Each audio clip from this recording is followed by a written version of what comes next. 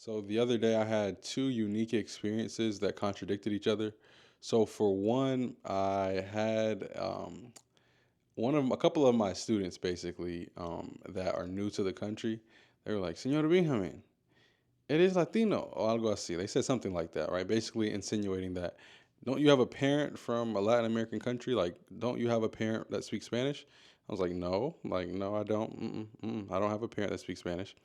So I had that experience, and at this point in me learning Spanish, I should not be seeking approval or basically a pat on the head from anyone, right? I shouldn't be, but it still makes me feel good at times, right? To be perceived as a native, okay?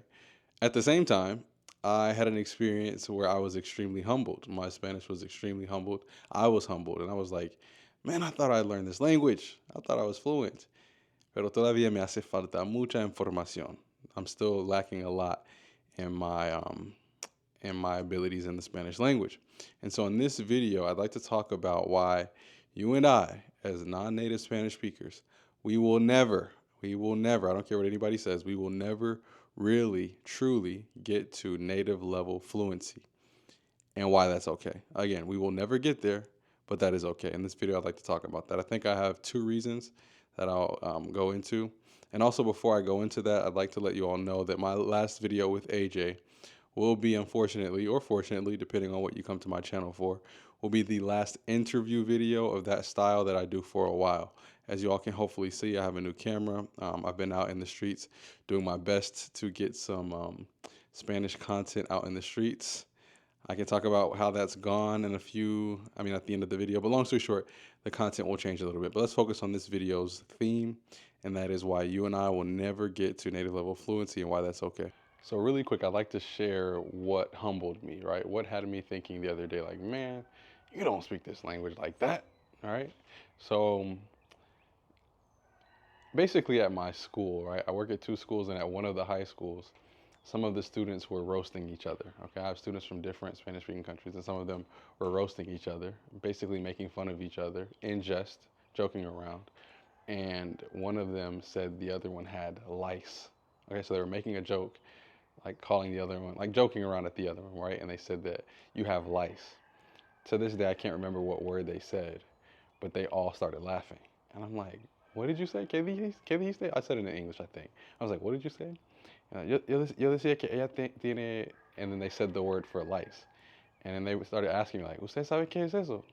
I was like, no, what is that? They were like, ¿sabes esos insectos que uno tiene en el pelo? And I was like, oh. And they looked it up, and then they found out that it was lice.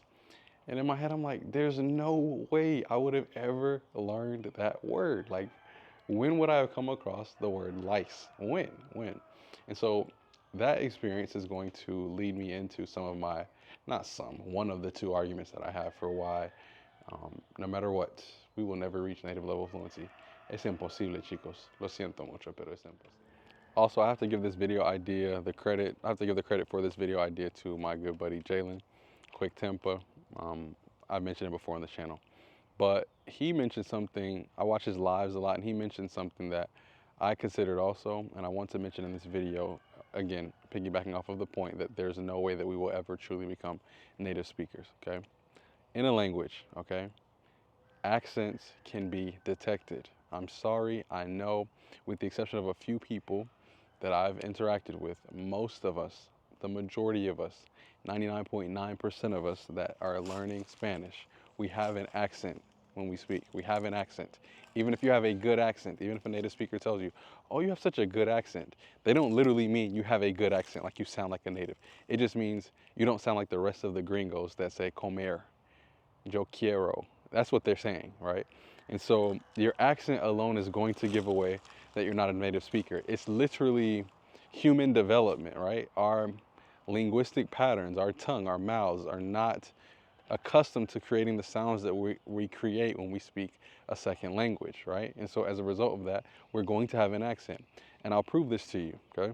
Most of us, I know for a fact, and I'm not just saying if someone doesn't have a country accent. I can tell though, when I interact with somebody, if they're from Georgia. I can tell. I can tell. There's something in there that tells me this person's not from Georgia. And typically, in like 95% of the cases, when I ask someone like, are you from the West Coast? Are you from the Midwest? Are you from New York? when they're here, even if their accent has gone away a little bit, you can almost smell it on them. You can tell. And the same thing obviously happens in a second language. You know what I mean? Let alone in English, we can tell. In English, you could even tell if someone has foreign-born parents typically. You can tell. You can just tell.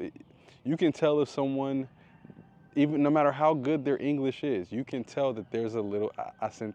I wanted to say acentico, right? A little accent in there. So the accent alone will give it away.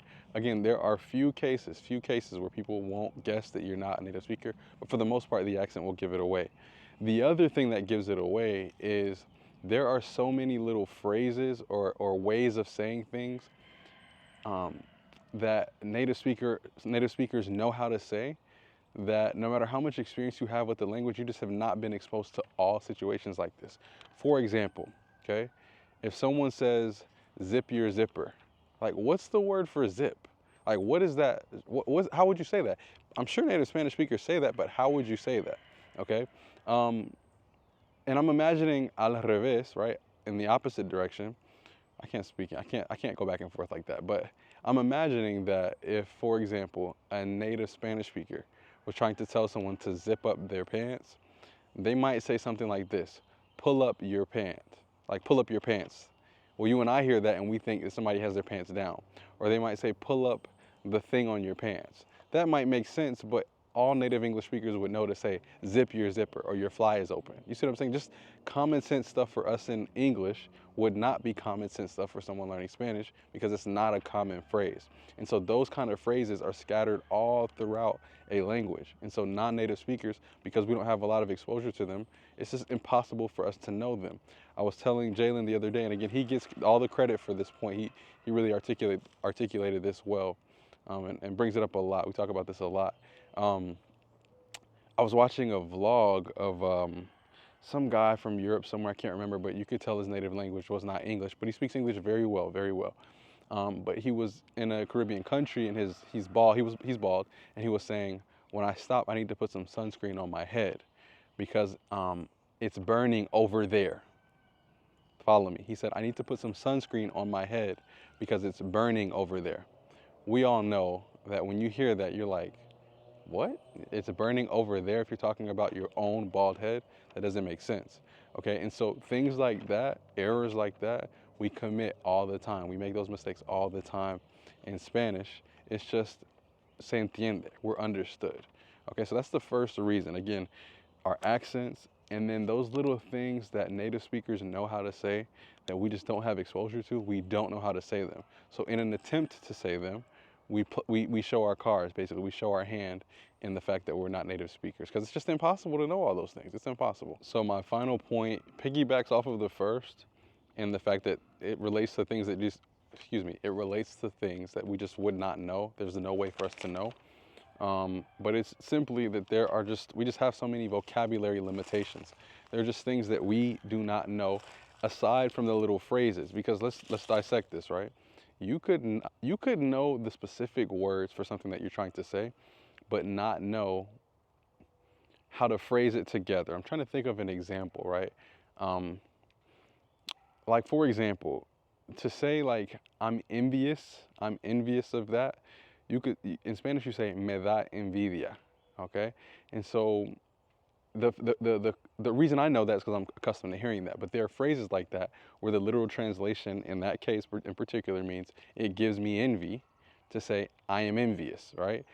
That's the phrase part of it. That's the part I was mentioning a few seconds ago. The other part is just sheer vocabulary. So I have a list of phrases, of words. Actually, I don't. I need to get it. It's inside of my house. Give me a second. So with me right here, I have a list of phrases, sayings. Some of these, just because of my upbringing, may be Southern, but I want you to think about how difficult it would be, literally impossible it would be, for a Spanish speaker to know these phrases. And as I say them, if you are a native Spanish speaker, I'm curious to know if you could tell me how to say these things in Spanish, if you know. And if you're, obviously, those of you that are watching, the majority of you are native English speakers, can you tell me how you would say these things in Spanish, okay? Here's the list. A doodad. You guys know that word. How would you learn that? Yeah, that doodad over there needs to be fixed. or I'm not even sure if I'm using that word, that phrase or word correctly. I don't say that, but doodad, whatchamacallit. How do you say that in Spanish? How would a Spanish speaker know what that means? How? How could you even learn that? Or whatchamacallit? This next phrase, raising Cain. As I'm saying these phrases, you guys know what I mean. Think about somebody whose native language isn't English. How would they know that? Raising Cain. The pot calling the kettle black. Again, this is a unique to a specific situation, a gutter ball. If I say a gutter ball, you all know what I'm talking about. You automatically think bowling. You automatically think the ball going onto the left or right side of the lane. But again, for a non-native English speaker, just saying that may not even, they won't even reference that with bowling. And again, if you're a native Spanish speaker watching this, please tell me if you know any of these things. A hangnail. How do you learn that, guys? A hangnail? The phrase, my skin is crawling. Describing something as mushy, the texture as mushy, okay? This is something that my elementary school art teacher, Miss Bowen, used to say when kids used to want to put a lot of glue on when they were pasting things or putting things in their notebooks. She would say, a little dab will do ya. A little dab will do ya. How does one learn the word dab? And then the way that you say that is not do you. You put a little southern twang on it. A little dab will do ya. How do you say that? How? How do you say that in Spanish? How would you understand that? I say that and you guys know. At least some of you may know. Some of these phrases might be regional, but I'm just saying. After some explanation, you understand. You guys know what a little dab of something is. A little pinch of salt. Maybe someone might understand that. If I say fidget, the word fidget, the verb fidget, what does that mean in Spanish, guys? Ni idea. Yo no tengo ni idea. Fidget. If I say, oh yeah, that man was a rolling stone. ¿Qué? I'm just imagining saying this to my Spanish-speaking friends who maybe didn't grow up here or maybe came here during their adolescence. They wouldn't know what this stuff means. I know they wouldn't. Because I've said things like SMH. I've texted things like SMH to them. And some of them have been speaking Spanish for years. Excuse me, English for years. And they didn't know what SMH is. Shaking my head as a texting abbreviation. If I say, yeah, we're just going to rock out with this. We're going to rock out with what we have. What? This is a southern phrase, but somebody saying, I'm fixing to go do this. It's a little southern phrase, but again, how would someone know that? These next few are kind of southern, okay? Someone calling you a goober. My 8th grade science teacher used to say, Michael Benjamin, you're such a goober.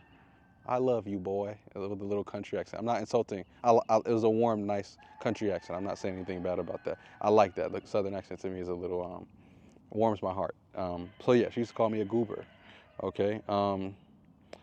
Another southern one, Meemaw, right? How would you know this? I'm going on, this is about 4 minutes now. But again, how would you know that?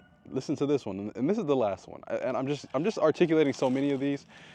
Hopefully the redundancy emphasizes my point. It's impossible. It's impossible. Okay, I'm thinking about the song from Cinderella. It's literally impossible, okay? If I say, yeah, he's hogging all the time. He's hogging the ball. He's hogging all the chips.